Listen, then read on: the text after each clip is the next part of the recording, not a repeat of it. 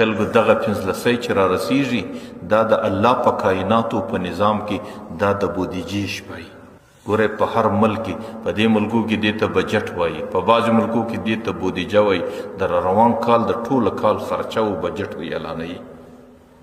په دغه شپه باندې الله تعالی د روان کال ټولې فیصلې کوي د انسان د مرګ فیصله هم ده چې په دې میاشت کې په روان کال کې به پر کم تاریخ دی مري د انسان د صحت فیصله هم ده چې پر روان کال کې به دی نه جوړ کیږي که به جوړ کیږي د انسان د مال دولت فیصله هم ده چې پر روان کال کې به پر دې تاریخ دی مالداره کیږي او پر دې به دی مسکین کیږي د انسان د خوشحالۍ او د غم فیصلې الله تعالی په دې شپه کوي چې پر روان کال کې به دا کور غمجن کیږي که به دا کور خوشحاله کیږي او دا فیصلې د شعبان په شپه باندې کیږي پیغمبر علیه الصلاة والسلام به د شعبان ورځ ټوله په روژه کې تېروله ولې په روژه کې تېروم ځکه الله تعالی په دې شپه زما د اسمانو فیصلې کوي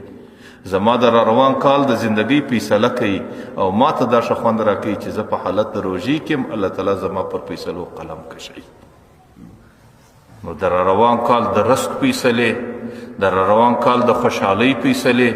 د روان کال د صحت فیصلې د روان کال د ښه ژوند فیصلې هغه ټولې په دې میاشته کې کیږي نو په کار دا دی په دې میاشته کې سړی دعا ته متوجه په دې میاشته کې سړی د الله سره رابطې ته متوجه او په دې میاشت کې سړی د خپل رب ته ژړا ته متوجه او چې کله د سړي په دې میاشته کې دعا او رابطه د الله تعالی سره ډېره زما د الله د درباره څخه زموږ دا امید دی چې الله تعالی به پر روان کال کې بیا د ده سره د اسانۍ معامله وکړي